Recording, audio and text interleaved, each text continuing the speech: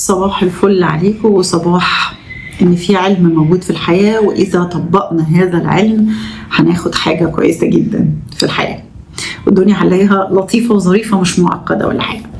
من ضمن الشخصيات اللي موجودة في MBTI ومعرفة الشخصيات عندي في الشغل هو الشخصية رقم 5 أو اللي بيسموها كرافتسمان. الراجل ده بتاع الشغل بتاع الإيد. الناس دي ناس أوثنتيك جدا، بيعتزوا بأصولهم جدا، عندهم كده أصول وجذور بيحبوها قوي، بيحبوا يعملوا الحاجة بإيديهم. الناس دي كمان بشكل كبير جدا بتجري تعرف ايه اساس المشكله او الحاجه ويحلوها. يعني دايما بتوع التروبل شوتينج، سيبني كده انا هركز في الحاجه دي وهجيب لك الجذور بتاعتها واسبابها ايه ومشكلتها ايه.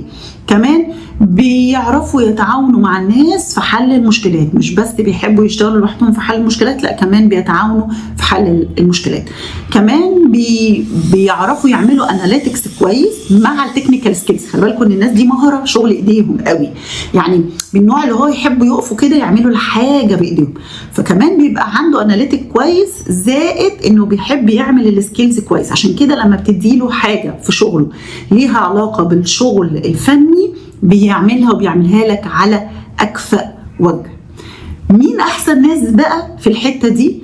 الناس الفنيين، التكنيشن، الكونستراكشن ووركر او العمال اللي هم بيشتغلوا في المقاولات، المهندسين، الناس اللي هم بيشتغلوا زراعه. يا سلام لو الشخصيات دي بقت كمان البيرسوناليتي بتاعتها في هذه الوظائف كرافت مان، هتاخد احسن مزارع، احسن فني، احسن مهندس، احسن عامل بنا، لانه اصلا تركيبته الشخصيه بتحب الحاجات اللي بتتعمل بالايد وبيفهمها وبيفهم اسبابها وبتتعمل ازاي ودنيتها عامله ازاي. مهم قوي نعرف شخصيه الناس اللي شغاله معانا عشان نعرف نديرهم بمنتهى السهوله وما يبقاش فيه تراي اند ايرور كتير. صباح الفل عليكم، وصباح ان في علم موجود في الحياه.